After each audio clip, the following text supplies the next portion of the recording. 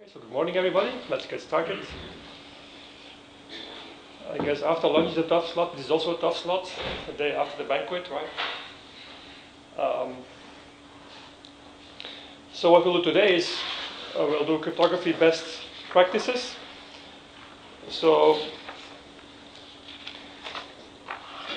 it will be going about a broad range of topics in crypto, but so the first thing is what we call architecture. Of course, if you're software people, you speak of software architecture. This will be about cryptographic architecture. And so cryptographic architecture is about your key management architecture in general. Then we'll make some comments on network protocols. For those of you who were there in network protocol, we covered most of this, but I'll say at least one new interesting thing about email and the problem with email protocols where people applied cryptography badly and how you can fix this.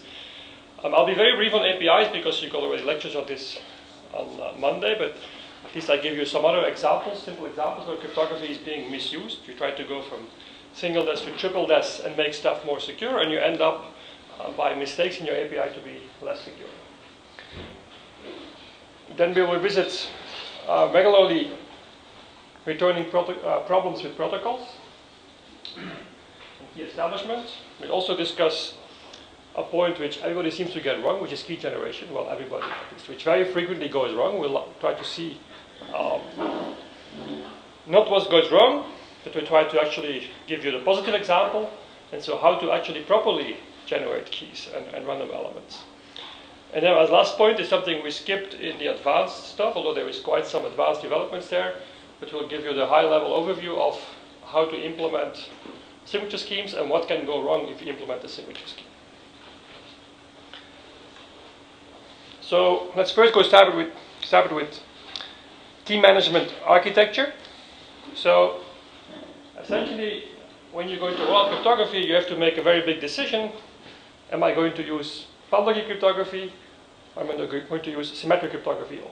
This is a very big decision, and both are legitimate choices, and there is worldwide large-scale systems which are not flawless, but at least there is no principal problem or no major problem with the key management architecture.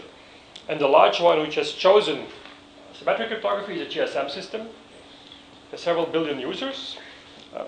It doesn't offer you end-to-end security, but it does use just symmetric cryptography, even if there is billions of users. And in fact, you could imagine a scenario where GSM operators would start to offer end-to-end security, even with this architecture. Would be a bit awkward, but we'll come back to this. And then the other large-scale cryptographic deployment is EMV. Stephen spoke about it, but there are several or more than 1 billion cards out there, and this is completely public. And I guess they have quite good reasons, because not all terminals are all the time online. They have very good reasons to go to public key cryptography. They would not be in a position to use symmetric cryptography. Then I guess the third large infrastructure, you could say, is the infrastructure of our operating systems and the upgrades we get there, both on fixed devices and on mobile devices. And there also the decision has been to take public key cryptography. But so both are completely justifiable solutions, but they have major impact. So of course, if you look at symmetric cryptography, you have much more compact hardware. So 3,000 to, if you really want high speed, maybe 100,000 gates. Although there is even now ciphers, as I showed you yesterday, that fit in less than 1,000 gates. Not very, very secure, but it's possible to even go to 1,000 gates and less. Contrast this to public key cryptography. If you want a good performance there, you're immediately at 50 to 100,000 gates. And if you want high performance, it's 1 million gates. There has been some developments there as well. There's quite some academic groups and also some companies have now rolled out elliptic curve cryptography in about 15,000 gates. But of course, if you add all the other stuff you need, a hash function and so on, it will become still something like 20, 25,000. And a second thing is this thing is not very fast. This is good for a sensor network or for some low-speed application. This is not high-speed for network traffic or so. So performance similar. So in symmetric cryptology, you're in the range of, I guess, in principle, you could build boxes that do terabits per second today, okay, if you have enough chips. But even in software, you easily get to 100 megabytes per second on a high-end machine. While if you go to asymmetric algorithms, performance is in the range of hundreds of kilobits to megabits per second. This is a very large range, but of course, the high end is because we now have these 4 or 8 core processors with 3.7 gigahertz clocks. But of course, a very large part of processors in the field is still 8-bit and 16-bit embedded machines. And there, of course, public key cryptography is a major bottleneck. So it is still a major challenge if you get a low-end ARM with limited RAM or ROM, or some 16 or 8-bit x86 architecture to do public key operations in, say, less than a second. And mostly, users don't want to wait a second on a payment or a transaction. The times you get from the marketing department is typically like half a second, a few hundred milliseconds. And on those low-end processors, getting public key cryptography in this time is kind of challenging, especially if you have low ROM. So you can't use big tables or pre-computation tricks or other optimization tricks. So this is definitely something which is still going to keep existing with us. If you have low-end devices, public key is expensive. You can speed it up by low-cost coprocessors, but of course then you no longer have common hardware. You have to have your own special hardware.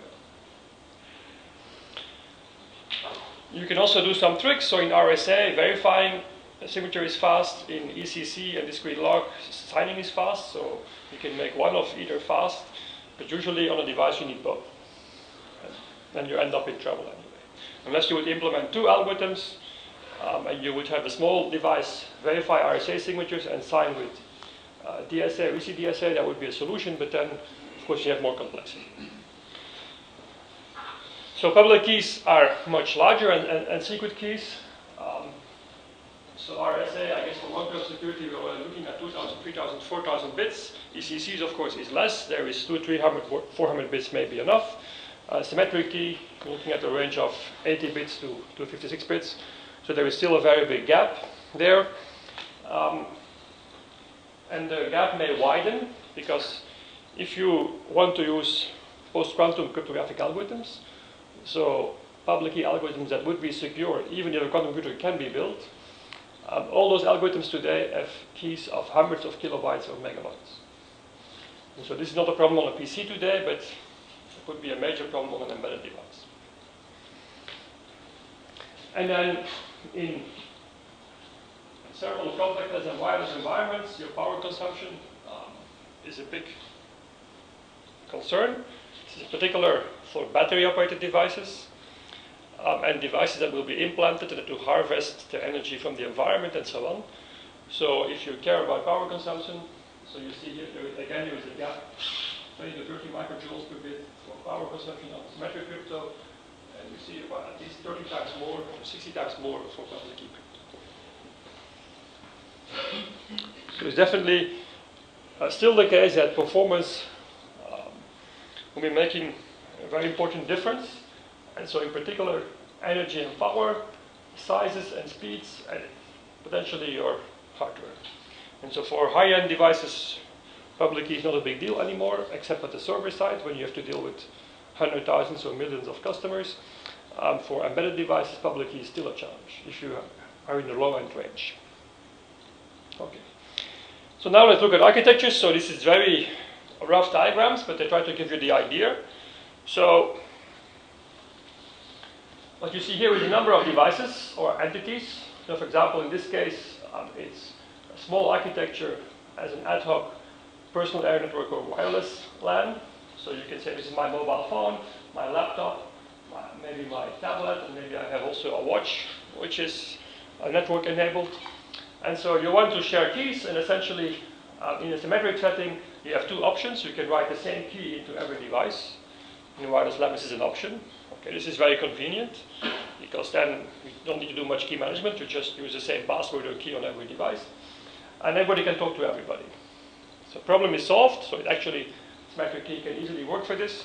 If you're more paranoid, you will install n-squared keys, so you will install in any device a key to talk to the other ones. It doesn't buy you that much. I guess what it buys you is that if you lose this device, of course, then this person who hacks this device or owns this device can now talk to all the other ones, but at least he can't eavesdrop on the communication between two other devices. So if you have n-squared keys, you actually have a bit more robustness against device loss. On the other hand, of course, if you have 5 or 6 devices, then you now have to start managing 25, 36 keys. It becomes kind of a bit annoying. So, but this works and is still being done for local environments, individuals, small wireless LANs or so on with not too many users. So this works and has no problems.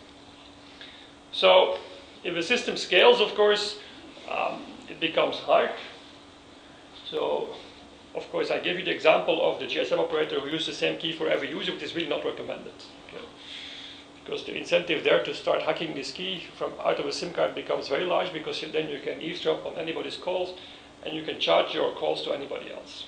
And so, in a GSM system, so what you have is a database, a central database authentication center, which has keys for all the users, and every user has, in the GSM case, a smart card with a key shared with the central part. Okay. So banking systems are still working like this as well. Some banking systems still use symmetric crypto. Also, the old ATM scheme more or less works like this, at least in those settings where you just share a key with your own bank. So people always say in textbooks that you can't use symmetric key in large-scale settings because you would have n-squared keys, and this is not feasible.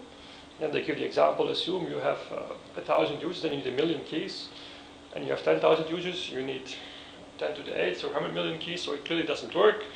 Well, I mean, if you look at reality, you know better. GSM has billions of users, or even an individual operator has easily several millions of users, and in larger countries, tens of millions of users, and everything works fine, right? There is no problem. You can have a large-scale system with symmetric cryptology.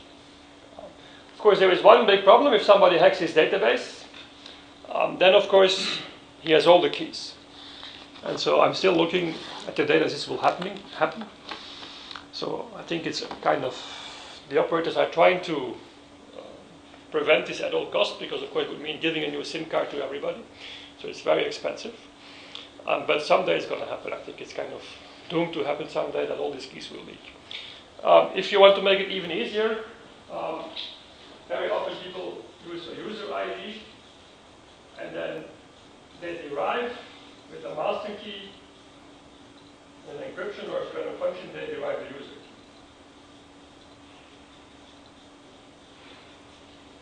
So this way you don't even have to store a database, you only have to store a single master key, and you can compute every user key as you need it. This is even more efficient. This is what the banks typically do. They don't have a large database, they just have master keys. So, and of course, if you ever have a transaction between the two parties, so the GSM operators, of course, say we use this key for secure billing, so nobody can actually make calls at somebody else's expense. But of course, as a user, you can actually dispute this, because they can say, well, you were there because your key was used. Well, in fact, the operator also has your key. So if you have disputed your operator, in fact, nobody can tell who was right. But there is a very easy solution for this technical problem, namely a contract. The lawyers write a contract in which they say that they are always right and the user is always wrong, and the problem is solved. So you should not always use or search for technical solutions. Sometimes the lawyers can solve a very difficult technical problem with one line. Okay. So that's the disadvantage of this architecture. So wireless LAN, this can be used as well. So you would be able to set a password for every user, although I guess it's less done.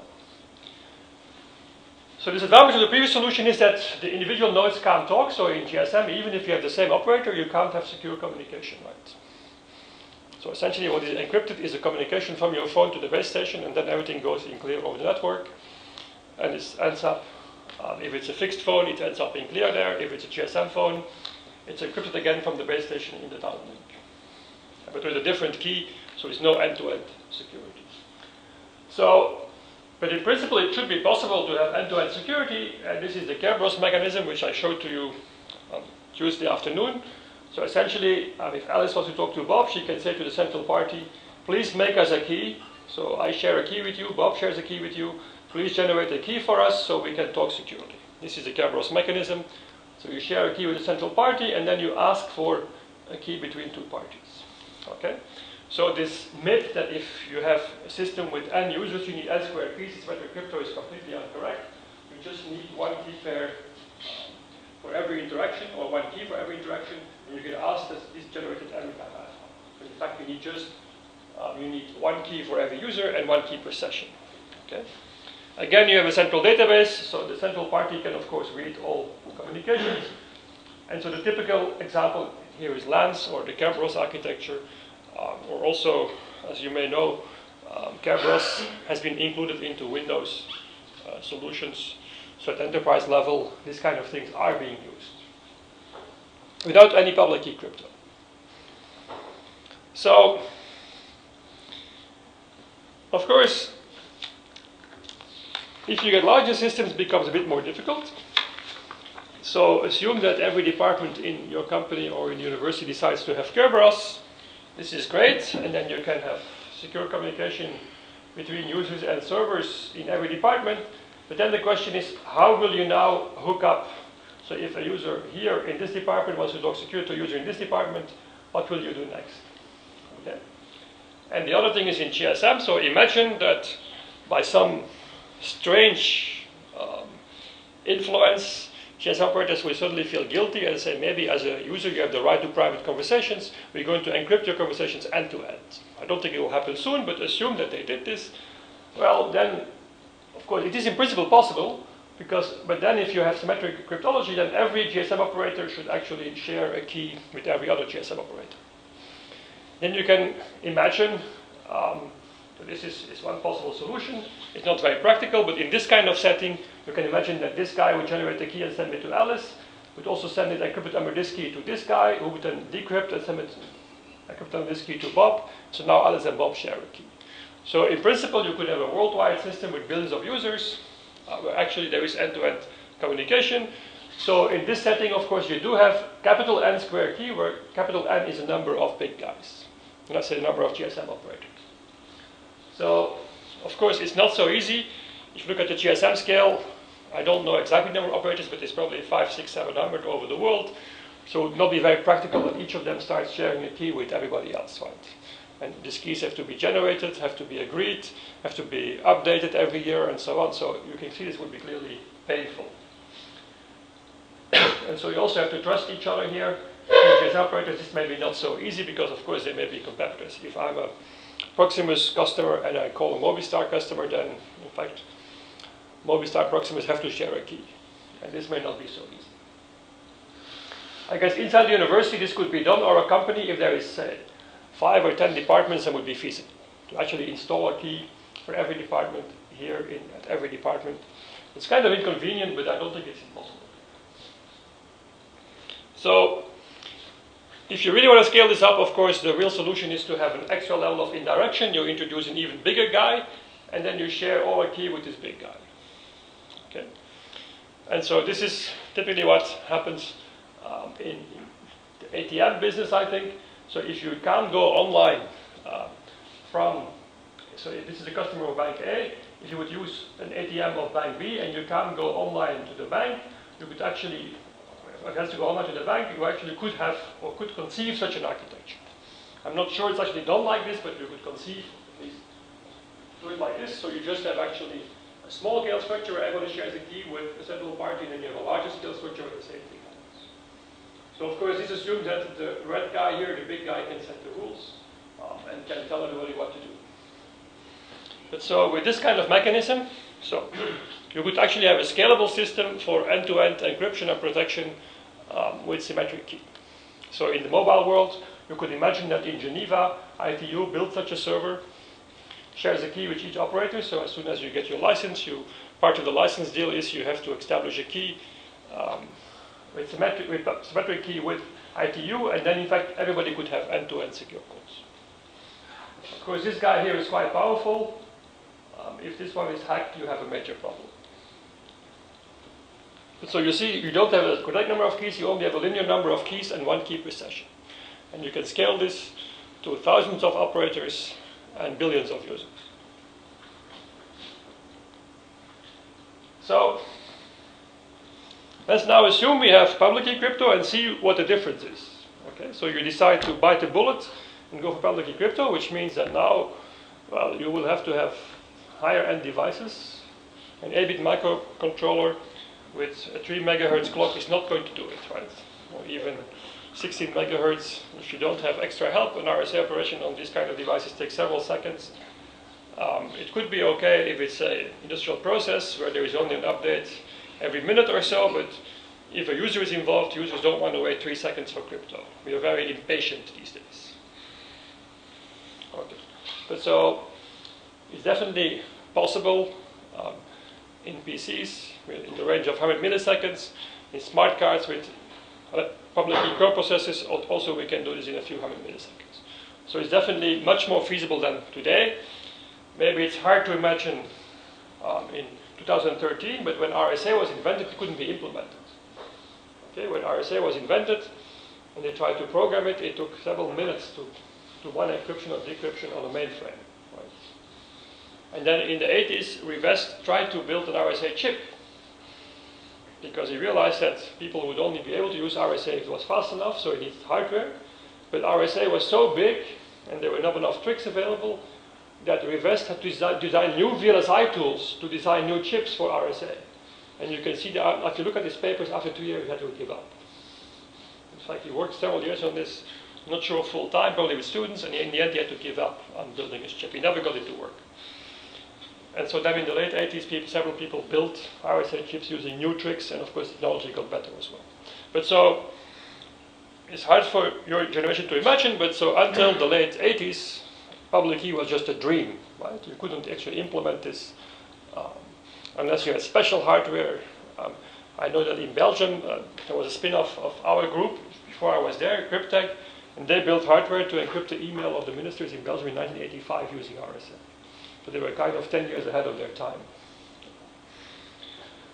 So if you have public key, you can have a simple point-to-point architecture like in peer-to-peer groups, or say, imagine this is a number of international organizations, or say human rights groups who work together between several countries.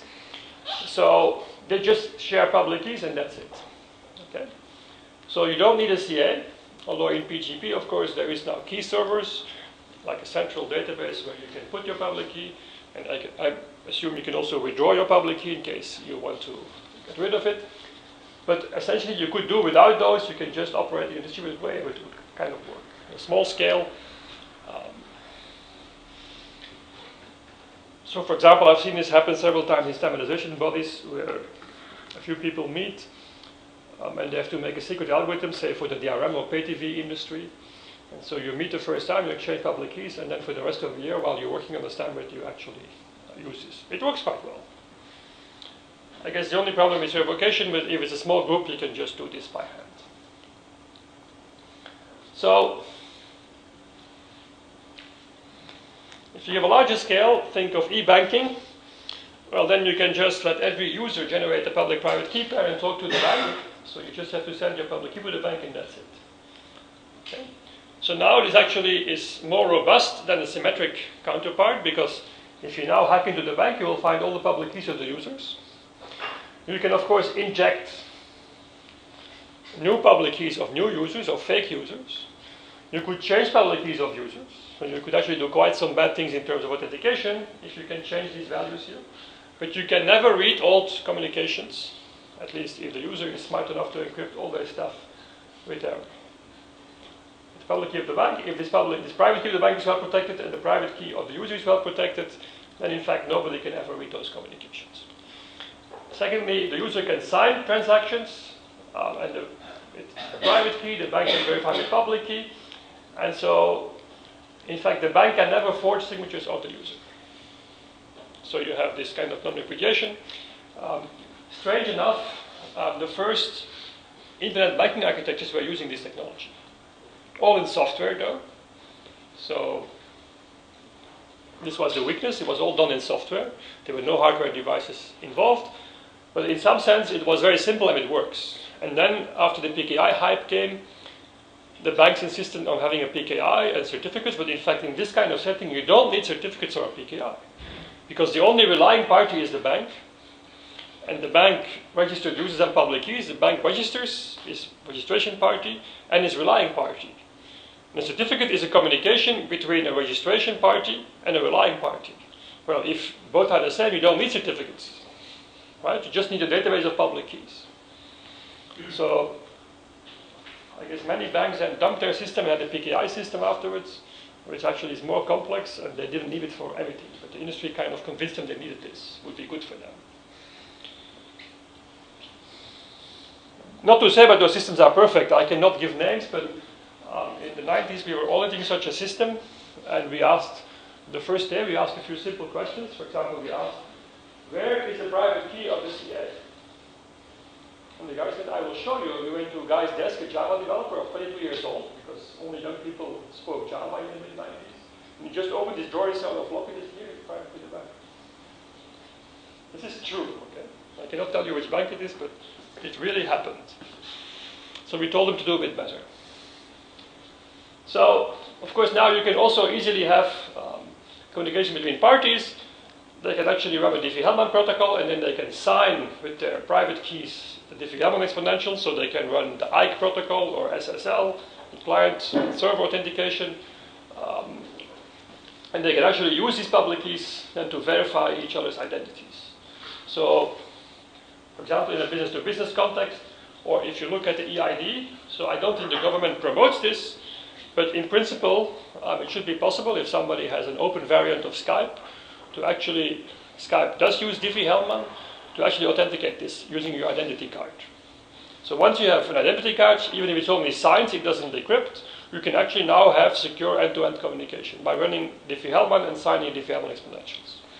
So this is a very big advantage, because the key here is actually ephemeral, it's not known to the central party, and so even if your private keys later on compromised, you have forward secrecy in this scenario, so you can't read past communication.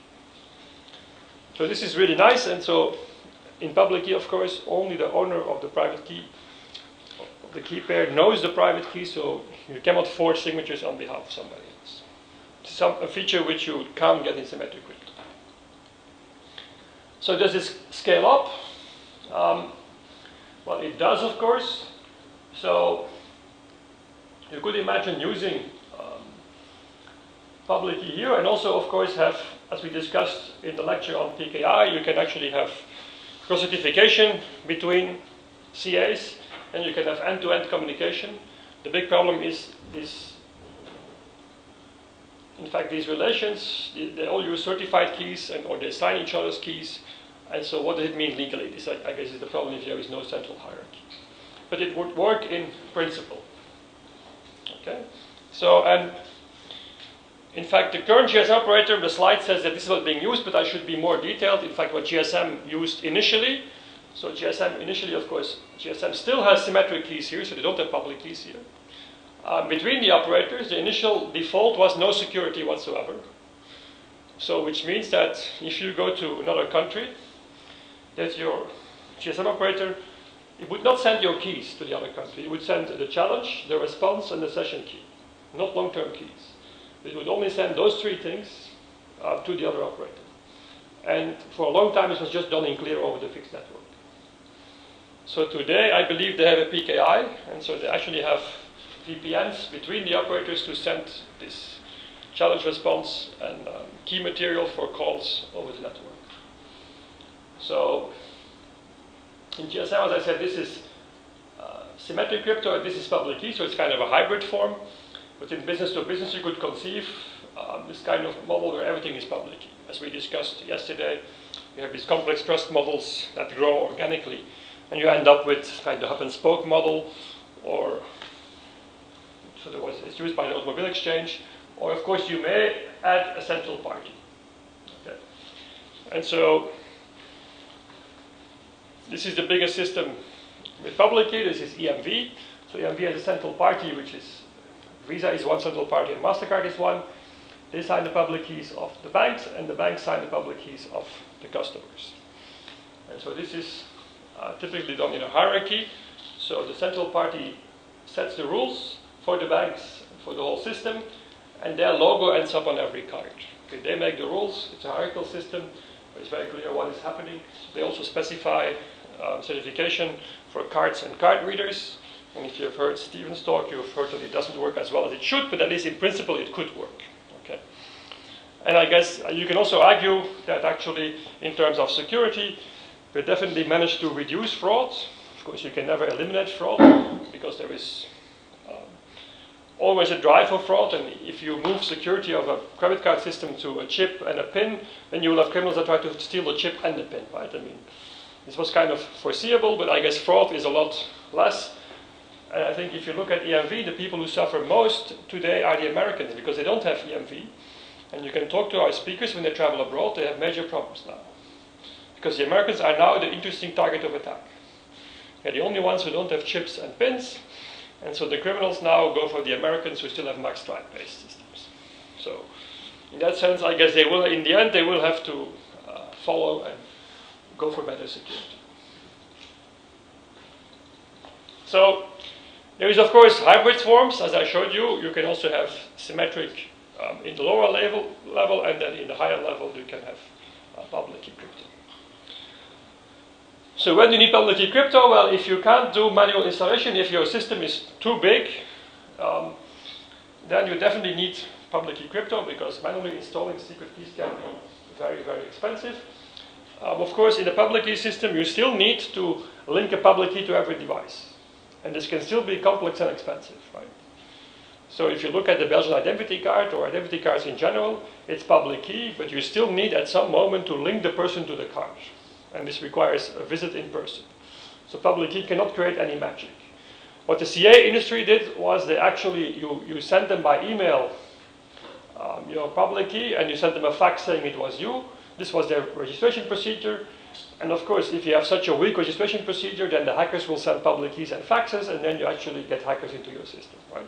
So if you don't have an expensive registration procedure, which is very often manual, then even public key will not work. Depends on the application, but I guess this is still the key problem. So you cannot just magically have billions of users who magically have keys, right? Public keys or secret keys. So you should not think a public key can solve this problem completely. So also in EMV, you have to still distribute the cards and the pins. And I know that in most European countries, it means a visit to the bank very often. Right? Because they deliver either the card or the PIN code in person. While in the UK, the attitude is more to do both by mail, and then of course you can see the attack vectors. So if you have open networks, so on the internet, when there is no prior relation, then of course you have to use public key. If you want to get rid of the central key store, so if you're in charge of this database or this master key, I'm not sure you sleep very well every night. I'm not in charge of such a thing. This is a key which is needed every day millions of times, yet if it's compromised, you can actually more or less shut down your business. Okay? So if you have mutually distrusting parties and you want notification of origin, although it seems that so far this is not very strong demand, this is something cryptographers have been insisting on for a long time, but it seems the market doesn't need this very much. You can actually solve this by contractual relations, by contracts. Or if you want to do things like voting, so I happen to be president of the IACR, the International Association for Cryptologic Research, and so every year we have elections. And for our history since 1983 till a couple of years ago, this was done with paper envelopes. And so, of course, you want cryptographers, so we're paranoid, so you want authenticity and anonymity, so you had two envelopes, right?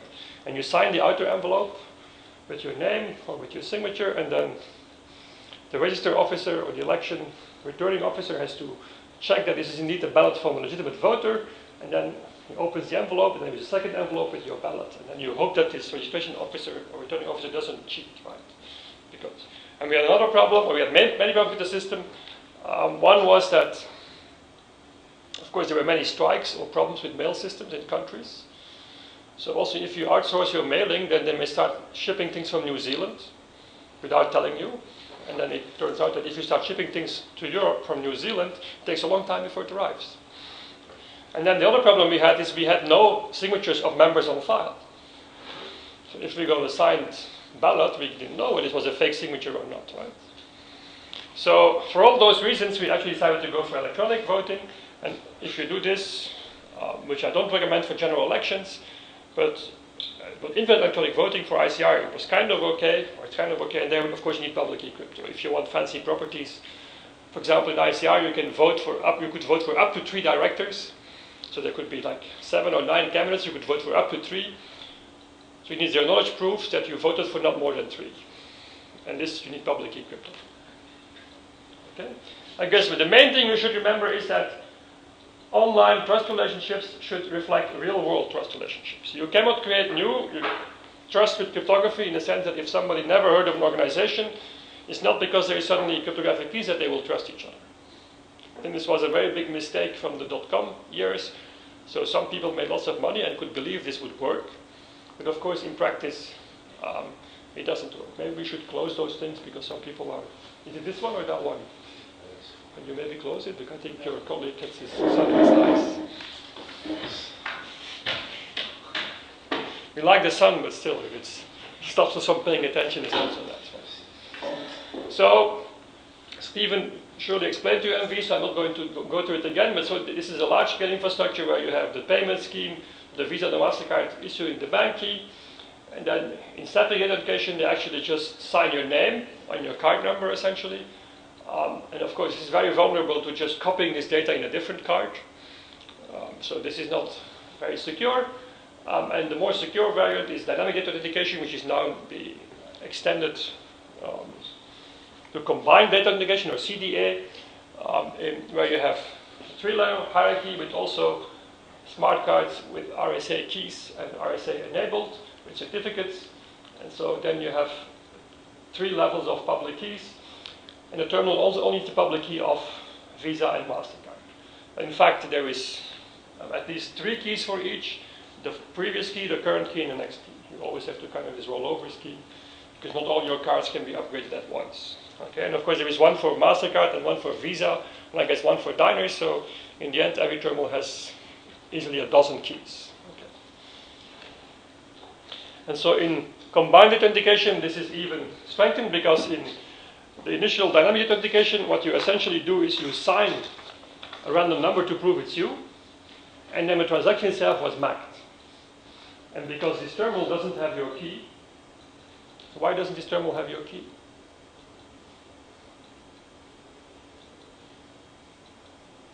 It's not possible in 10 million terminals to put the key of 1 billion users, right? It's technically possible, but then if this would happen, then organized crime will take such a terminal, pay someone lots of money to get all the keys out, and then it would be fraud bonanza, okay? So offline terminals, or terminals don't have all the keys. So if you compute a MAC on a transaction, this terminal can't check it, because it doesn't have your MAC key. The only one that has your MAC key is the bank, your own bank. So if you do a transaction in Australia with this system, so the terminal will actually send a random number, and you will sign this, and he can check with signature, so he knows it's really your card, because to the certificates he knows it's you. And then you generate actually a transaction cryptogram, which is a MAC of a transaction, but this the terminal can't check. He can decide to go online, ask your bank to check it, but if he's offline, he can't check it, because he doesn't know the key of this MAC. Okay? This is the essence. This is why they use public key crypto, because you can't put all the keys of everybody in there. This is not possible. But you can put public key of a few payment scheme operators in. But so then the latest version, which I think is late 1990s, early 2000, is combined authentication. In this case, the card signs not only the random number as a challenge, but it also signs the transaction already. So it's one step ahead, and this the terminal can check. So they keep making progress. So, of course, Stephen told you about the wedge attack. So there is quite some vulnerabilities with incorrect pins being sent to the card, but the card sends OK anyway, and weak in the middle attacks. So in spite of having the whole architecture, you have to really carefully look at your protocol, at all the entities. There is a user with a pin, there is a card, there is a terminal, and all those things have to fit together in a neat way. And I think the main problem of EMV is the complexity. So if you look at the specs, it's about 5,000 pages. And security-related stuff is, or transaction-related stuff is 600-700 pages, I think. Security-related stuff is like 100 or 200. And then the thing is that the parties in EMV don't trust each other, so they don't tell exactly what everybody's doing. And there is many options because there were previous systems, and for backward compatibility, there is a Taiwanese system, and there is a this system and a that system, and so it becomes very, very complex, and so it's very hard to enchant. Okay. And then, of course, then the final problem is, even if everything would be secure on paper, in the specs, the question is, are the implementations secure? And so, as Stephen may have told you, the random numbers are probably not very secure in many terminals, so not very random, and then, of course, you get even more problems. But it seems to be kind of a law that once a system becomes successful, it becomes complex. Okay? Think of OpenSSL, it's not as complex as EMV, but many options were added, and now it becomes hard to make it secure. IPsec is complex, so there's many options and many choices, so now it's hard to make it secure. So if you design a simple system, you can make it secure. You can ask a cryptographer to look at the protocol and to check everything, to check all the latest attacks, and you'll probably be okay. But the problem is, if your system is successful, then there is, of course, a new bank or new entity say, I can join the system, but I want this and this and this. And then somebody else says, this is a great system, but I want to make it faster, so I want this, this, and this, and this. And so it keeps bloating and bloating and bloating. In the end, it becomes a big spaghetti of specs. And in the world, there is only a handful of people still who know how it works, and they're probably not security people. Right? And even as a security person, even if you're asked, please check this, well, I mean, you have finite time, and there is 600 pages. Okay? So it's not likely you will find all this stuff. So I guess if we want to avoid all these problems in the future, I think we should go back to simple systems. If we can make simple systems and keep them simple, then we can probably have them more secure. But this is probably against the general logic of stuff, right? So in networks, the question is where to put security. We discussed this yesterday. So the higher in the application, the closer it is to the user, and the easier it is to interact with the user. You can be more granular. For example, you can say, I will encrypt the following fields, I will sign the following fields, and so on. While if you do the lower layer, a data link, you encrypt everything. So there is advantages encrypting at lower layer, because at lower layer you hide more information, because every layer in the stack adds more details of information. So if you encrypt lower, you encrypt more for somebody who just listens to the line. He sees less information on the system. But of course, at the lower layers, communication is link to link, and then the routers and the switches see all the information in clear. So lower layer encryption is not end-to-end. And so in practice, you would actually like to use both. This is just a wrap-up for what we said yesterday. So I don't want to go too much in detail of this again, but it's good to remind you of this and to think about this. And so I think today my advice would be secure at least 2 layers. Right? It's now quite cheap to encrypt. The big problem is key management, of course. This is where the real cost is and the real problem. But unless you have really low-end devices, encrypting is cheap. Definitely on a mobile phone, you can still be academics, so we're kind of guilty of this. So if you look at academic papers, then they will say, we're designing a new system which is lightweight for mobile phones. Well, I'm sorry, but mobile phones today are more powerful than PCs from the mid-90s. And I can tell you that showing a video or compressing a video on a mobile phone is way more expensive than encrypting on a mobile phone. It's actually quite low cost on this, especially the high-end phones, the smartphones, to do crypto operations. It will not slow down stuff very much. Okay, so but I find this a very interesting example. This is email security. So I'm not going to give you the whole history, but email security was very painful because there was PGP, which was released by Zimmerman, kind of an ad hoc standard. And then in the internet, there was this privacy-enhanced mail, which was very much ITU-oriented, very hierarchical. So there would be root keys and sub-CAs and very central rules. And then something very new came, brand new development, early 90s, attachments. I know for your generation, again, this is hard to imagine, but in 1989, you could not send a binary file by email. You had to encode it first, because you could not send a picture or a program together with email, you had to actually make it ASCII first. And so when they were almost done, then this attachments started pulling up as a great innovation. And of course, then they had to rethink the whole email problem, because if you're now going to encrypt, can you encrypt every attachment separately? If you're going to sign, can you sign every attachment separately? Or should you also sign the whole email so you know that no attachments have been deleted? You can see this is like fantastic for summarization body, right? To start arguing for years and years about what should be done. Because there are so many options, and then if you want to make it complex, you can allow all the options and nobody can implement it properly. So this was what they did, and in the end they produced a standard S-MIME, which I think is okay. I don't think many people have found deep flaws in it. And then, of course, after 5 years, there was a guy, Davis is his name, and he found a very interesting flaw. So this is an email. I guess you all know how email looks. Of course, there is much more here. There is also, if you look at your full header, for people with Linux and so on, then you can see this stuff. Of course, there is also the intermediate path is being sent, right? And some other spam information, and there is quite some more headers. So assume that you actually will just, let's keep it simple, you just sign email. Okay? You're not going to encrypt stuff because it's too hard. If you encrypt, you have to know the public key of the recipient. If you have to first send an email to get his public key or her public key, this is kind of painful, so let's just drop encryption, just sign stuff. So you send this mail here from Bob to Alice, can you meet me on Monday at 3 p.m.? So this is the subject, so it's a reply, and Bob says proposal acceptable to me, and he signs. Okay. Now my question is, what is being signed? If you sign in S-MIME, what do you sign? Sorry? Only the body. So you don't sign the from and the to in the subject. Why not? Because of course most of the headers are mutable. Most of the headers say where the mail has traveled to and whatever, and they give spam indications and whatever, and they all change. So they try to keep it simple, let's not sign the headers. So just sign the body, but if you then look how people use email, okay. So in fact now Bob signs the statement is proposed acceptable to me, so in fact you could now change this into, do you agree with the contract sent to you 1 week ago, and now Bob signs this fine for you. So it's clear that if you actually sign a mail, you should sign the from and the to field, because now, of course, it could also be a message to anybody else. Okay? So you have to sign the from field, the to field, and the subject field. Right?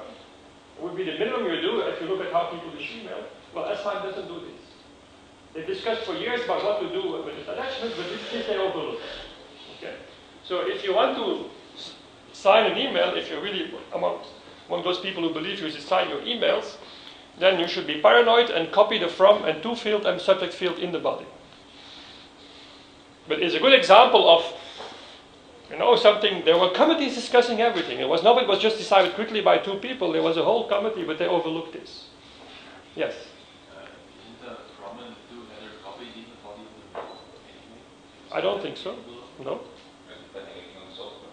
Maybe in some mail software, but essentially in what he showed, this is a 1998 paper that we didn't have. He looked at several topics and it didn't have. Maybe somebody did it and it was the assumption, but in practice it doesn't happen. I don't know whether, in fact, I don't even know whether suppliers today fix this problem. I would be surprised if they did, because I'm not even sure many people know what they did. But it's a good example of you use cryptography, you thought about carefully, key management, key generation, secure implementation, then you forget it. It's so obvious, but okay. APIs, so you had extensive lectures at the beginning of the week, so I don't have to explain to you what an API is and what the problems are, but let's just go to some 2 more examples, which I don't think Graham gave you. I think this one he mentioned briefly in one bullet point on the slide, but I'm not sure that actually people got this. So it was clear in the early 90s that desk keys were no longer strong enough, as I told you on Tuesday. So in 93 there was this famous Mike Wiener paper saying desk key is $1 million for 3 hours. Not much effect. Some effect among cryptographers, not among the banks. And then in 98, EFF built the research machine, and there was big panic. So then we decided to upgrade from single desk to triple desk, so to be much more secure. And so, depending on the system, they upgraded to 2 or 3 triple desks. It doesn't really matter for this attack, but assume that this bank is ultra paranoid, and they don't care about the key attacks, so they go for 3 key triple desks. So of course now in their cryptographic module, they have to do this wrap function, which Ram explained to you. So they have to encrypt your key under a master key, and they have to send it. So this is what they always used to do. They encrypt a session key under a master key, and send this to the hardware security module. Of course, now you have 3 keys. So what do? You wrap key 1 with the master key, you wrap key 2 with the master key, you wrap key 3 with the master key. Right? So now what is the attack? It's very simple and trivial. You just replace the second and third block by the first block. So now you have 3 times the same key. And the way triple DES is designed, this is a decision by IBM, the middle encryption, in fact, is a decryption. Why is this done? Because if you encrypt 2 times with the same key, then this cancels out and you have backwards compatibility. So in fact, triple DES is backwards compatible with single DES, but this allows for this simple attack. The simple attack just makes 3 keys equal, and so all the triple DES security is gone. And this is an attack I found on a real system. This is not something I made up. So this is back to the late 90s. Trivial and obvious. So what should you do? In fact, NIST has published a standard, I think about 10 years ago, called key wrap. It's not very fast, but it tells you how to encrypt keys. Essentially, the short message is use authenticated encryption for keys. You just not encrypt keys, you also authenticate keys. And so because there was no efficient solution available in around 2000, 2001, in fact, they proposed key wrap. So you can say if you have GCM mode or OCB mode or something else, a fast encryption mode is also fine. But key wrap is a method which is kind of a bit slower, but it doesn't matter because you're only encrypting short keys. This is a NIST standard which you can download and which I'm not sure it's widely used, but at least you should use it to encrypt keys. The other attack is a bit more subtle.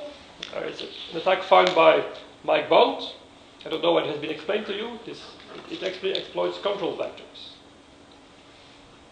So, if you look at kind of the most popular security module used in the bank, it's this one. This is a quite expensive module from IBM, which implements all the triple DES and DES magic. And I'm quite sure if you're working in a bank, you have this somewhere. Probably maybe now a new model number, but at least probably your whole architecture is still designed based on this stuff. So it has quite some physical security, tamper-resistant protection, tempest shielding, and so on and so on. Okay, this was state of the art. So, and the great idea of IBM was to save space. So you should imagine you catapult yourself back in time 20 years ago, and RAM was expensive. Okay, so what you have in these modules is battery-backed RAM. And so if somebody tries to open the module, the keys are stored in RAM. If someone tries to open the module, then the power is cut, and hopefully the keys disappear quickly. Or if even better, they're zeroized. They're overwritten by 0. They're not actually, because in RAM, in fact, you have some remnants. Yes, I guess it depends on which solution you choose, but essentially, the idea is that those keys are disappear quickly. And because RAM is expensive, you actually don't have many keys. You have one key, and then you add the type into the key to actually decide what can be done with this. And so you have pin encrypting keys, you have MAC keys, you have key encrypting keys, you have data encrypting keys. And so it's a brilliant idea of IBM, because you can save the number of keys, you can make one key multi-purpose. Of course, when they came up with this, there was no such thing as one key attack.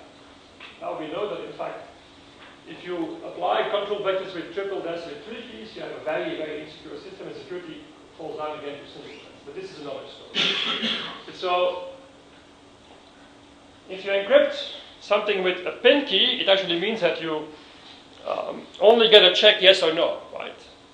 So what happens, there are several scenarios, but a PIN normally is encrypted in the terminal and sent to this module, and then there it's decrypted, and then you check yes or no is the same as the PIN stored. And so, of course, this magic IBM box should never output the PIN, because that would allow a bank employee to get the user's PIN. And you know, with the stories in the bank, they say we can never find your PIN, which is kind of true, kind of. Okay? They could, of course, do exhaustive search and stop the counter, but okay, that's it. So essentially, these boxes are designed so that they cannot get the PIN out. On the other hand, if you use the same key now with the data type, well, you should be able to get ciphertext out or plain text out, because that's why you encrypt or decrypt, right? So depending on the type of key, you have different access control on the output, with different rights on the output of encryption of the key. And so, of course, to avoid that somebody has too much control, they have this kind of triple control. There is 3 people necessary, 3 security officers to enter the share of the key. And the key is the XOR.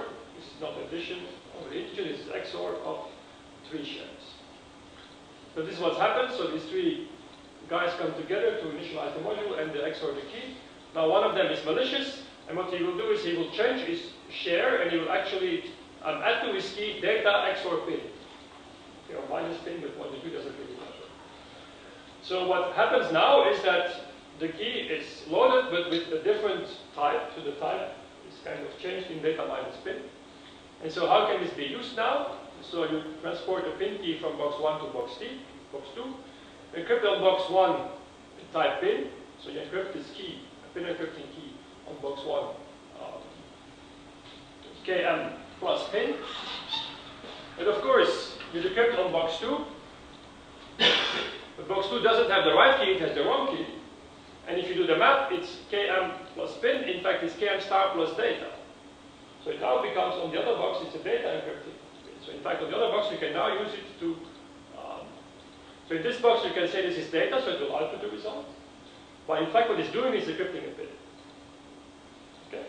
So by this manipulation, by XORing something in your key share, you can actually you can make the device believe it's a data encrypting pin, while in fact it's a pin encrypting, or a key for pin encryption, which will output its result. So now you can actually use this to get pins out of the device. This is the first API attack found. I guess this is already a while ago. There's some very nice work by Mike Bond on this. And I think this gave rise to further work by Graham and so on Monday, Veronique Cordier. There's been since then a very active field of research on how to do this correctly, right? So I think we now had a lot in this, but it's still important to look at all these problems and realize it's not easy.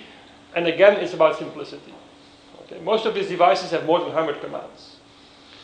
TPMs, you all know what TPMs are? Those are platform modules. These chips which you have for security in your device, for tested boot, they also have more than 100 commands. And it's not a law, but I think if a cryptographic device has more than 100 commands, it will be broken. Because it's so complex that it's very hard to look at how everything interacts. So something about key management. So we'll discuss some subtle flaws in protocols and the generation of keys. Okay, so this is from the famous 1978 paper by the late Roger Needham and Schroeder. So, in fact, making protocols is very hard because somehow later on the term was coined by Roger Needham and Ross Emerson, programming Satan's computer. So in a protocol you have to assume that you don't talk to the other party, but you talk to the attacker all the time. And the attacker keeps trying to make your life difficult. So it seems to be very hard because even people who are very versed in cryptography and protocol design, even they get 3-line protocols wrong. It's even more embarrassing that even sometimes these flaws are only found after 4 years or 5 years or 10 years. So it's really something very prone. This is a mistake which you see very often. So I explained this to you earlier, the meet-in-the-middle attack on Diffie-Hellman. Diffie-Hellman is not authenticated. It happens to me, I must say, if I review protocols, I think at least 1 case out of 5 or so, you look at a very complex protocol, many pages, and then you figure out that in fact there is nowhere identity is being authenticated. And if this is the case, then you can see without studying the protocol in detail that there is meet-in-the-middle attack. It's a very common flaw by designers who don't have the experience that they forget to protect against this attack. Okay? So I'll show you one more attack, a very simple protocol which looks quite okay. So Alice sends a random value to Bob, a random nonce. Bob generates his own random nonce and he encrypts this random nonce together with this nonce under a key shared between Alice and Bob. So Alice and Bob both know the secret key K. So Alice knows this must have come from Bob because only Bob knows this key, so only Bob can actually encrypt her nonce. Okay? And then Alice decrypts, and she finds NB, so Bob now knows he's talking to Alice because only Alice can decrypt. It's kind of so simple that you don't even want to think about it. This works, right? If you're in charge of security and your protocol designer or your software engineer comes with this, then okay, fine, you sign it off. This is, I looked at it for 5 minutes, this is okay. Right? Only Bob can encrypt here, only Alice can decrypt, we're happy. Is it secure? I guess not, because there is a reflection attack. It's again a simple attack once you know about it, but you have to think of it. So you have an intruder here. Sitting here, of course, it's not Bob, and he wants to convince Alice that he's Bob, that she's Bob. So, of course, this intruder doesn't have the key. So if it gets a nonce, he doesn't know how to encrypt it. So it just sends it back. We start a new session with Alice and say, hi, I'm Bob. And then Alice will actually nicely follow the protocol. So what does she have to do? Well, she has to encrypt a nonce and make a new nonce and send this to this person claimed to be Bob. And this person says, now thank you, this is what I need to complete the other protocol. So you actually do this, and then Alice is happy. This conversation never ends, because the attacker can never do this answer, he can never decrypt, but why should it end? This is just, maybe there is an error, maybe the other party crashed. So if you have multiple sessions in parallel, this kind of attack, actually what happens is Alice proves to herself she's talking to herself by reflection attack, okay? Of course, once I tell you this, oh, it's obvious. But the thing is, you probably wouldn't have found this, right? If I would have given it to you on Monday and asked you today, what is the attack? If you wouldn't have looked it up, you probably wouldn't have found it, unless you're experienced in protocols. And so there's many more of those. I'll skip Lower's attack. You can look at it for yourself. This is a famous attack on William Schroeder. So the protocol is 78, and the attack came much later. It's 95. So it took 17 years to find this. And William Schroeder was used in every paper looking at protocols as an example. And so it took a very long time, and it's a quite subtle attack. Okay? So if you want to read more or some good advice, there was a very nice paper by Abadi and Needham, which gives you some prudent engineering practices. So I think something to remember is that most protocols were designed in the 80s and early 90s. At that time, sending a bit was expensive. So the protocol design game was, how can I save 5 bytes? Well, I think we know today that sending more information, you have to send regularly or protectedly in which protocol you're running. What is the name of your protocol? Because there also have been attacks where you combine 2 protocols, which are separately secure. But if the 2 devices allow 2 protocols, you can take messages from one protocol and use it in the other protocol. Okay? So you should always use different keys of different protocols, or you should include the name of the protocol in the description. Probably the pass, is this message 2, 3, 4, or 7? You should all authenticate this. Right? The names of the entities and so on. So don't try to save on bytes. Send more explicit information. Even if you don't send it, mark it at least. Right? So that at least the other party is forced to reproduce it and check it and can detect when it doesn't. So, and then there is this big debate, should you actually include your name in signed messages or not, so you want to leave a trace or not. Okay, so there is kind of, people are divided. People who like audit, wants everything to be signed. People who like to stay anonymous and have network interactions without traces prefer not to sign their identities.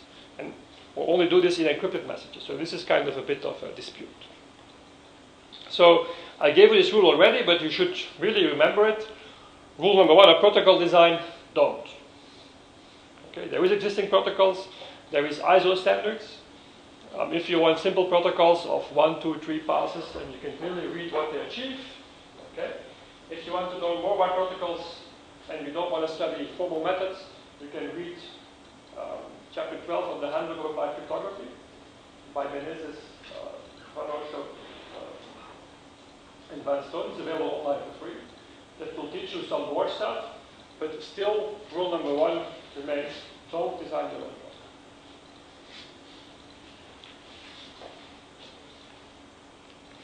So why is this so hard? Okay, well, first, of course, the attack model is very difficult and subtle, so you don't assume the crypto is being broken in this case. We assume crypto is perfect.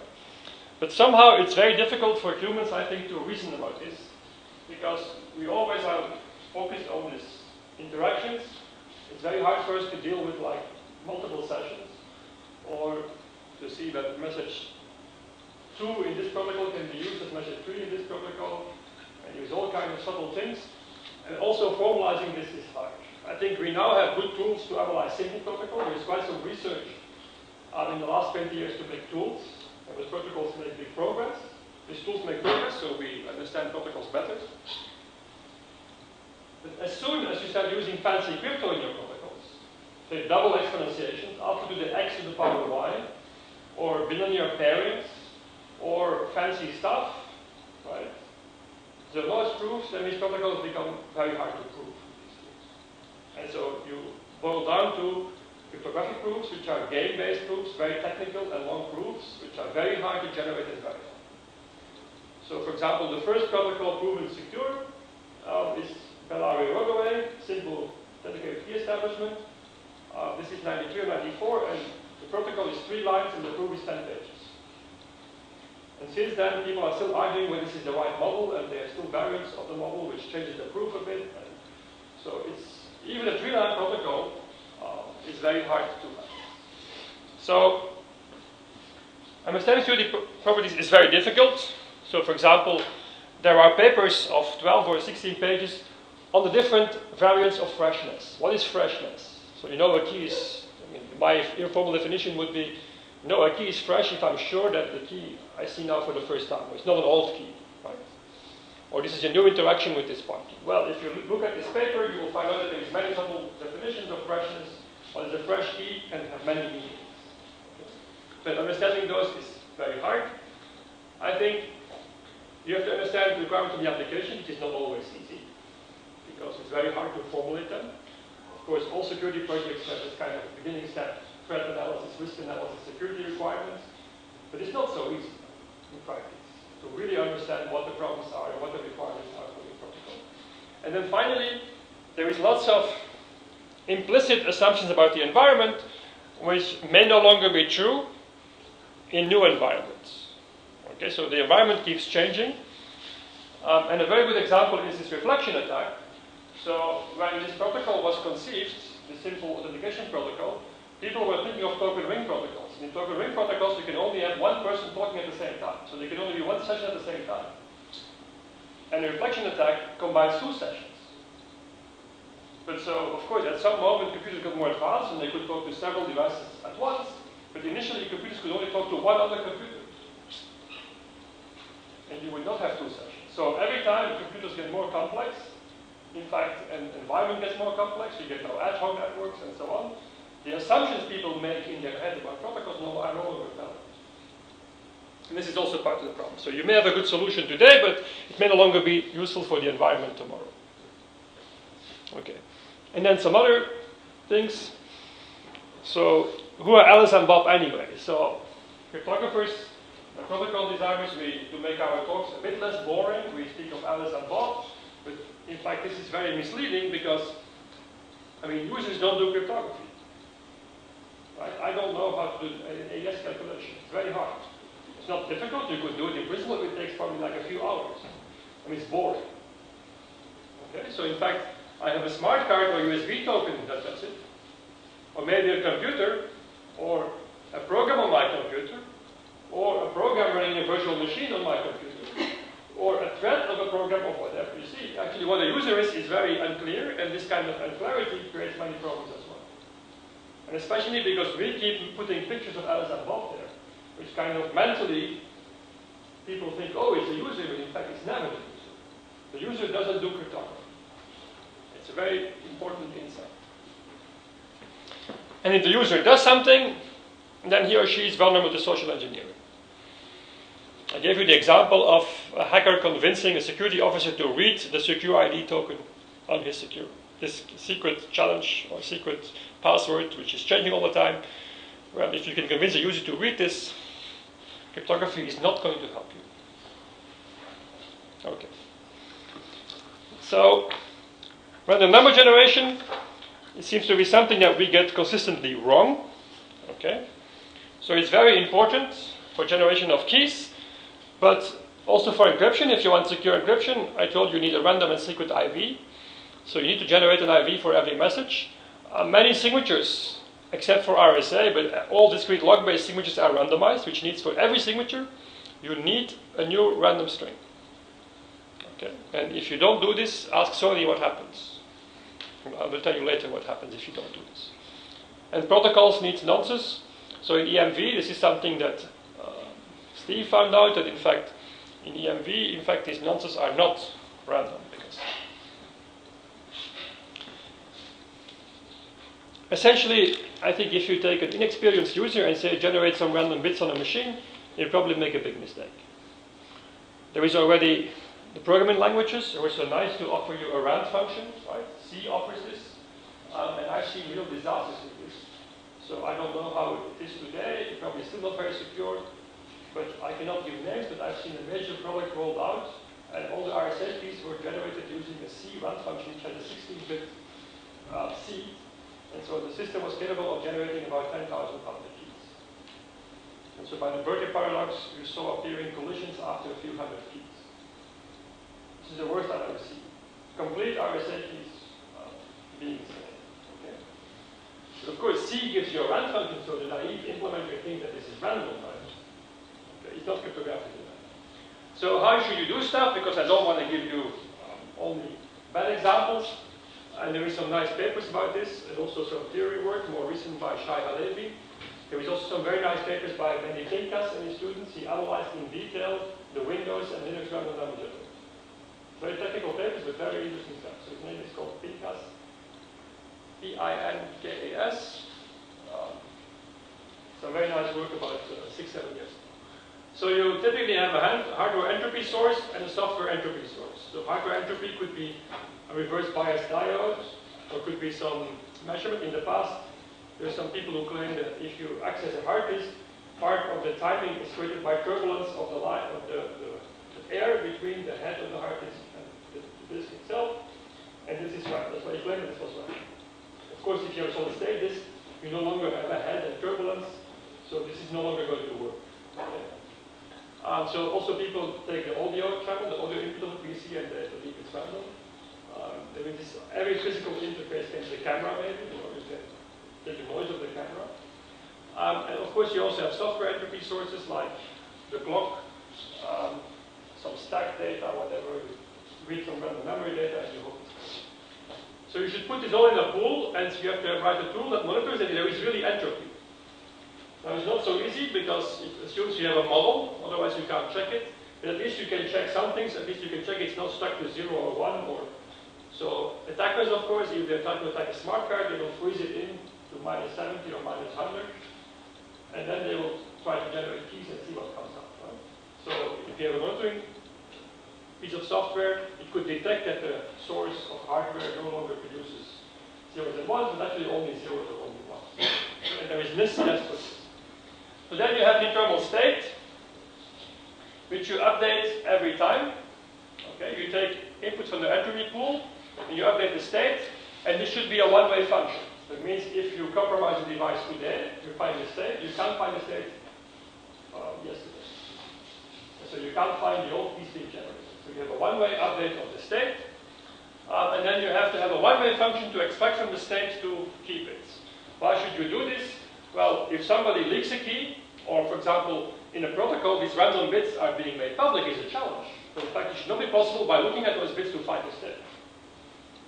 So you need a one-way function to update the state and a one-way function to extract. So you get random bits out here. You probably want to hash them as well, and then you generate keys. So for example, the RSA key is not a random number. It consists of product of 2 primes. Okay, this is even more so. And then, of course, you have to start up the whole thing. So you have to have a begin state. And I guess you have to make sure that if somehow the device crashes and reboots, you don't end up in the same state. So you have to operate long enough these sources. And I guess the big fun now is started virtualization. So if you rent a virtual machine in the cloud, how is this working? And I think the answer is so far not very well. Right? Because if you're a virtual machine, you don't know. You don't have access to much hardware. There's always this layer in between. And so it's very hard if you're in an isolated environment to get reliable randomness. So I think if I would say what is one of the most difficult tasks I can imagine, this is writing such a program that works on embedded devices, in virtual machines, on routers, on PCs, on laptops, on tablets, on smartphones. This is very hard to make something that works everywhere. Okay.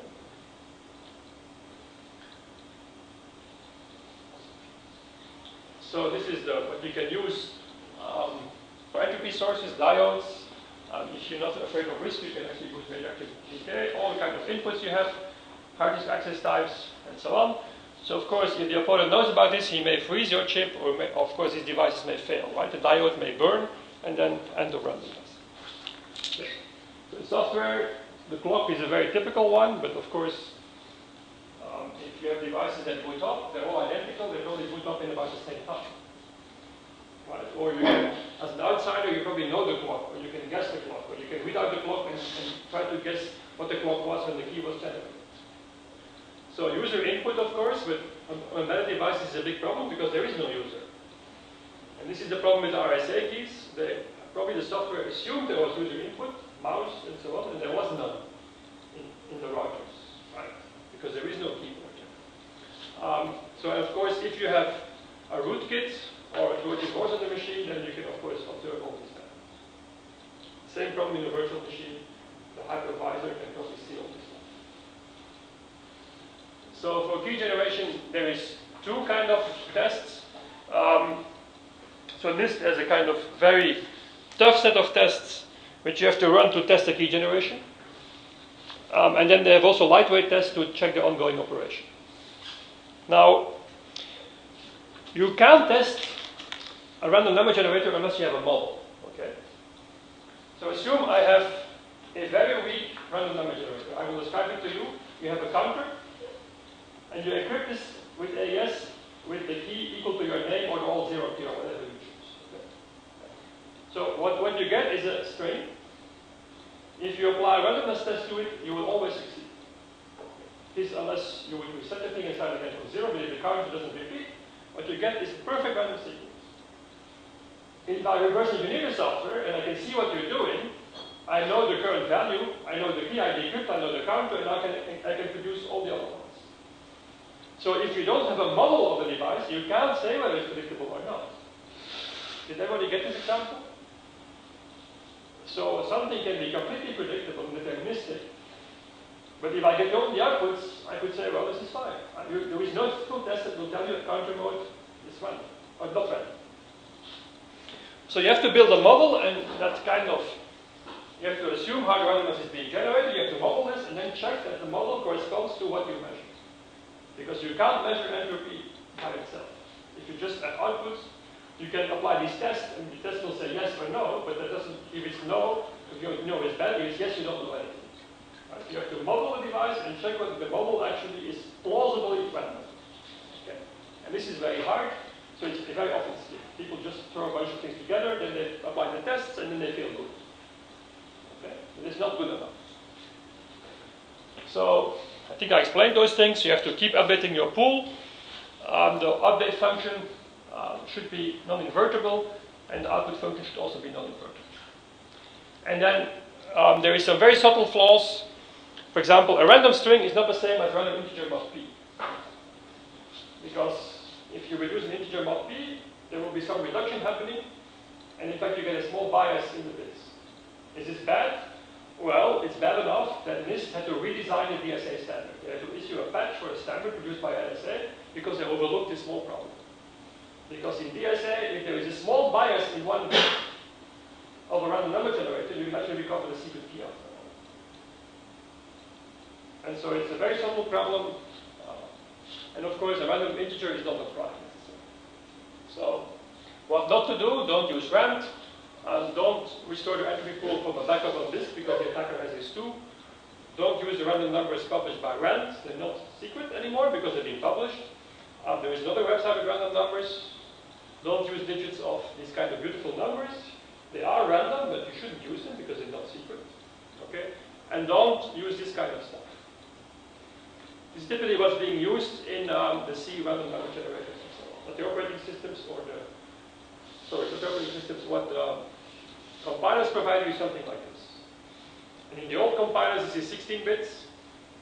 The newer ones is 32 or 64 bits, but it's still not good enough. It's not cryptographic. If I have a few access, a few outputs, I can actually find A, B, and predict all the next ones. So here's some real-life problem. It really happened. Okay. So somebody was told to generate RSA keys, and so this person paid very much attention, implemented a secure random number generator, got some random bits, and then this is a very old example. It's from the late 90s, but it's still relevant. So we needed to generate a 1024-bit key, so we had to find a prime of 512 bits. So you pick a random number r in this interval. If it's even, it's not going to be prime, so you add 1 to speed up the search. Okay, and then you increment by 2 until r is prime. Okay, and then output b. This is perfectly fine. And then the next step was keep incrementing r until r is prime, output q. So now you generated 2 random primes. Anybody sees a problem? Yes, so you actually get the gap between p and q will be very small. Of course, the probability that q is p plus 2 is not so high. These are twin primes, but the gap will be typically quite small, about logarithm of 2 to the 512. So something like 400 is the expected gap. And if the distance between p and q is small, factoring n is easy. Okay. But you need to know this fact. If you don't know this, then this is a perfectly fine good key. But of course, and so there was this hacker or this bad guy in Austria who kidnapped somebody or did some really bad things, and then published his attack, published his messages encrypted to clues where the person could be found, and he used the 1024-bit modulus, and so BSI at the time cracked this modulus, and so people thought that, hey, this is cool, the German government can break 1024-bit RSA keys. But the person who did this told me, in fact, that they could crack it because the 2 primes are close. But they didn't make this public. So you can learn from Linux and Windows, because those have been analyzed. So there is, of course, also open source examples, SSH, OpenSSL, OpenPGP. On Linux, you can use this, and you should look at, there is 2 variants on Linux. There is a slow and a fast one, and not surprisingly, the slow one is secure, the fast one is not so secure. There is some work by Bruce Schneider, Yarrow, and Fortuna, but I don't think it has been heavily analyzed, and so it's also interesting that after a while they changed their design, Yarrow into Fortuna. The banks have an example, or a standard, but this is quite old and it's test-based, so I wouldn't recommend this. But this is some good resources, and so this is the 2 papers I referred to you by Benny Pinkas, where they analyze the Windows and Linux random number generator. They're not easy to read papers, they're very interesting papers, but quite technical. But if you really want to learn more about this, this is a good place to start. Okay? So, next question is how to store keys. So, of course, the most natural place to store your key is on disk. You need your key again, right? You need many times. So, of course, attackers know this, and viruses know this, and rootkits know this. But so, hopefully, if you do this, you encrypt your key on another key because the disk is not secure. Now, the next question is, where do you store this key? Oh, on disk. Then you have to encrypt it and so on. You can see that you get this kind of turtles upon turtles. So, it's a big problem to store keys in software because eventually the opponent will find it. And there is a very nice tool, I should have included a picture. When you look at code, and you look at it with a nice plot, and if the code becomes random, you know that's where the key is. In fact, with a very simple program, by messenger entropy, you can detect in a gigabyte of code where the keys are. This has been discovered in the mid-90s. You can, of course, ask humans to store keys, but we're not so good at this. So if we discussed this earlier. So for password exchanges, you can limit the number of attempts, but if the key is used to encrypt data, you can't limit the number of attempts. I will keep trying to guess a password until the data decrypts correctly. So there it doesn't work. You can use hardware, but of course then you have the problem how to force security to the hardware, and you need to distribute these keys. They have to fit to the device. If they get damaged, how do you have a backup, and so on. So you get real problems. I guess you can, of course, have co-processors, then you can also Because in this kind of scenario, the key still ends up in software and maybe swapped out anyway with this. So you can do the crypto on a secure device, but the problem is always, if I do crypto on a device, what is my smart card signing? So what you see is what you sign for. You don't know what the smart card is signing.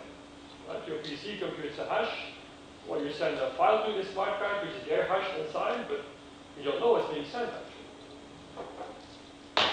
So this is a major problem, so it can be solved if you have a secure display, but of course then you can only look at the small part of the text. Okay. So if you want real security, you have an HSM, but we discussed this yesterday. You have an HSM which is secure, and then you have an insecure PC address. So this is again a major problem. And so a very good idea is to store keys in puffs. And if you want more information, there is somebody from a company here, Intrinsic ID, where they actually show how to do this. So if you have, this is a slide I borrowed from them. So if you have RAM, if you boot it up, SRAM, and you don't do anything, what you get is a random pattern. And this pattern is slightly different every time, but there is enough consistency, there is less than 25% errors. And so, in fact, you can then use clever error correction techniques to get a key out of this. And what is nice is if the device is powered up, there is no key. Powered down, sorry. If there is no power, there is no key. And if you boot it up, suddenly the key is there. So it's really cool technique to actually store a key into SRAM without actually having to store anything. So of course you can say we can put the square from there, but the square from is usually more expensive. And so the technology is always a bit behind, and we need secure E-square from, because of course the attackers will shut down the device and start to read out the charges with focused ion beams and other cool stuff. So this is very nice because when the power is down, there is no key. So, of course, the power doesn't shut down immediately. And so what some researchers observed is that if you take a normal DRAM, this is not SRAM, this is DRAM, if you actually power it down, so in fact you see it degrades quite slowly. And if you actually want to make it even slower, you have a spray can with cold air, and you can actually make it degrade even slower. And of course, if you really want to keep the key, you want to attack the device, you actually will really cool it down with professional techniques, and then this information stays there for very long. So why is this important? Well, this team, what they did is they looked at a lot of widely used encryption solutions like BitLocker from Microsoft, FileVault, TrueCrypt, whatever. And what they did is they took a laptop. So imagine a scenario for the paranoid among us, you travel to the US, and so before you land, you actually start encrypting everything on your disk because you don't trust the border guards there. Okay, and then you shut down. And so what the US government does is they plug in a USB stick and they start up your device, so it boots the USB stick and they dump the whole RAM. Okay, what they showed us in this attack scenario, they could actually get the keys. And it works for all these products. So it's kind of scary. So I guess you have to shut down 1 hour before you land. That's the advice. Right? After 1 hour, it should be okay. And warm up your PC a bit. So in fact, that operation goes faster. And in fact, the amazing thing is that the only solution is hardware encryption, or maybe two-factor authentication. But I think what's more amazing is even if you have TPMs, that the attack works. I guess now most products have more countermeasures. So what you should do is encrypt your key in a special way so that if, as soon as some bits get lost, say 30 or 40 bits, it's very hard to find the rest. So for example, for RSA keys, there is a 1,000-bit private key, but if you lose 100 bits, it doesn't matter. You can easily recover those using the LAN. That's the problem with RSA. Okay. Maybe I should tell you some other nice attack. Somebody Googled last summer in Google private key string, which is used by PGP. So in ASCII, private key. And she found actually private key, but it was overwritten with fuck a duck, many times. But the last part was not overwritten. And because an RSA key consists of P and Q and P mod Q and Q mod P and whatever, she managed to actually decrypt the whole key. So you could just find the private key with Google, even when it was overwritten mostly. I think a third was still there, or a quarter, or half, I forgot the details. You could still find back the key. Very cool result. So It's been a long time, but at RSA this year there were again companies that in China selling you expensive devices, 10 to 20,000 euros or dollars to actually destroy keys, hard disks and keys. So personally, I would only trust burners. I'm not sure that all these things are good enough. So destroying keys is pretty hard, and there was a very nice talk by Chen Hughes, who used to work for Seagate. And so what he did was, he said in the military, the advice is if you fall in enemy hands, then you shoot the E key. So you take your gun and you shoot for the E key of your laptop, because below the E key there is the hard disk. And so being an American, he did this. So he took his gun and shot the E key. And then he went to the Seagate labs and he could read a lot of data from the disk. So this didn't look very beautiful anymore, I can tell you. But in fact, it's not good enough. Okay? Shooting a key, so I wonder whether those devices are actually good enough. I do know that classified things, they burn stuff until only ashes remain, and then you can be sure the data is not. What I saw at RSA last week was degaussers, so very heavy magnetic fields, but I didn't have time to test stuff. I didn't want to give my laptop to see whether it works, right? I mean, for obvious reasons, testing this is not so easy. Okay? So, I promised to you, I will explain to you what the problem is of El Gamal. I'm slightly out of time. So, I think it's still a very good advice, and so it also should make you reconsider whether you really want El Gamal. So El Gamal, everyone's familiar with El Gamal? So El Gamal is the signature version of Diffie-Hellman. So essentially in the world today, you have RSA or Diffie-Hellman. Diffie-Hellman you know for key agreement, but in fact El Gamal is, as a student, a very bright guy of Hellman, and he figured out that with discrete log, so with exponentiation in a finite field, you could also do public key encryption, like RSA, and also signatures. Okay. And why is it popular? Because if you switch to a different mathematical structure, elliptic curves, and I don't have time to explain this, if you want to learn about this, you should come to our course in June. In June we have a course of our department, which is a bit more crypto focused, there we teach you about elliptic curves. So you have more advanced math, and the nice thing is you have shorter keys. And so this is why, for example, EMB is switching to elliptic curves, and I think the banking world is gradually switching to elliptic curves because they're kind of worried about 4,000-bit RSA keys or 6,000-bit RSA keys. So elliptic curves, they use exponentiation. So essentially your private key is x, and you publish g to the x or alpha to the x, just like in Diffie-Hellman more or less, you make this public, but now this is a long-term key, not something you do once for every interaction. And signing, I don't have time to explain, but you generate a second secret value k, you can put g to the k, and you publish r. So this is your long-term public key and private key. This is your temporary private key and public. Okay, and then you compute a formula which involves your two secrets, which involves r, and you solve s from this equation, and the signature is rs. Okay?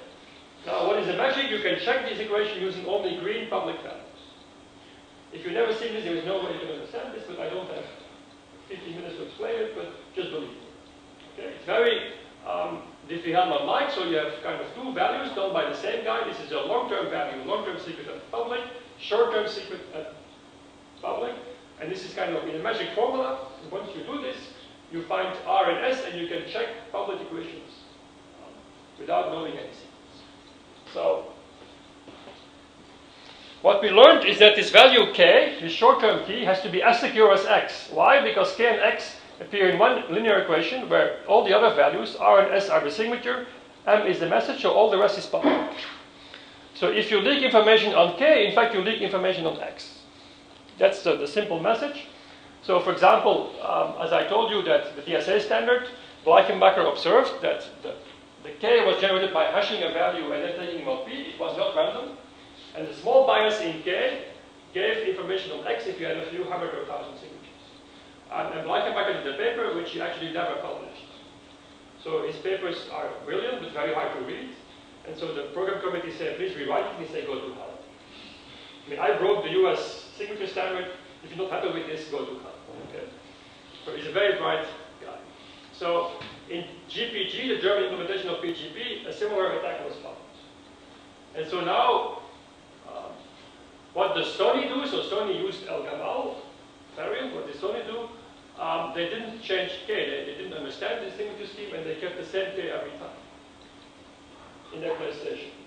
And so what is the consequence? That if you have two signatures, you now have two equations in two unknowns. It's finite field equations, but if you figure it out, even hackers can do this. They learn this math. And so in fact, they found the Sony secret master key, which meant they could now sign any code for the PlayStation. And they started doing this because Sony stopped them from allowing them to kind of root or jailbreak the PlayStation. And they found this attack and they found the secret key, and there is no way you can protect against this. Because this public key is fixed and hard coded. So this is a very extreme case of not having a randomness. But it's also, should you make reconsider whether you should use ECC and DSA, because it requires that you're able to generate in the field perfect randomness. So RSA, you need perfect randomness during key generation. With ECC, DSA, Al-Gamal signatures, you need, for every signature, perfect randomness. Otherwise, you leak your private key. Okay. And even a small, tiny bias in one bit is enough to be lost at the end. So this is it's very mathematical attack. So how to use this bias. So if you have many of those equations where you have small deviations in the k, you can also solve in the end products using clever techniques. And there is a simple solution which is not standardized. You just compute k as the hash of the message in x. And then the problem is solved because this, you know, is quite problem. You have to do something to make sure that it's not biased small p. You have to make it much bigger than p. So p has to be way smaller than the hash. So you have to use quite large hash height. Okay. So I spoke to you about the RSA key problems. In the interest of time, I will not discuss this again, but this is a more up-to-date version because I spoke on Wednesday about this variant, the Lenstra attack, but there is also the Henninger attack. And so she actually looked at different devices. She looked more, and she also, I think her paper is in some sense more interesting because she also tried to look at why these keys are so weak, RSA keys. And so I think these guys tried to look at this, but they couldn't find the answer. And I think Nadia Henninger found some answers. So, but essentially they found the same problem. So you look at many RSA keys, and so you can actually recover many of them because they have factors in them. And the problem is again randomness during RSA key generation. And they also here could break 1% of the DSA keys. Good, so it's time to stop. I guess this is the detailed references if you want to read this. I think if you're in charge of public key generation, or if you want to know about problems that will come to you, read those papers. The only advice I can give to you, because it's important to see what can go wrong. What I'll skip is the problem with signing with RSA. What is even more surprising is that even verifying with RSA, so I'm not going to give the attack because I'm running out of time, but essentially if you use PKCS number 1 version 1.5, I guess many of you have seen this, to verify you actually have to check that there is the byte 001, you have to check the FFs, you have to check the 00, you have to check the hash ID and the hash. Now what Blankenberger found was you can actually spoof or cheat many verification software by adding a very large string behind this one. Okay, so and in that case, if your signature becomes so big, due to the mathematics, you can write almost by hand the signature. So you can forge a signature for any message by hand. Well, Blankenberger wasn't by hand. I think you will need a computer, but at least you can do it in microseconds. And the problem is the verification software then checks his signature, and it checks from left to right, and here it finds the hash, and then it stops. So in fact, most verification software in a few years ago, before this attack was known, forgot to check whether there is something behind the hash. Okay, it's again a very common mistake, or a typical mistake of programmers. They just find everything they need, and then they stop, and they're happy.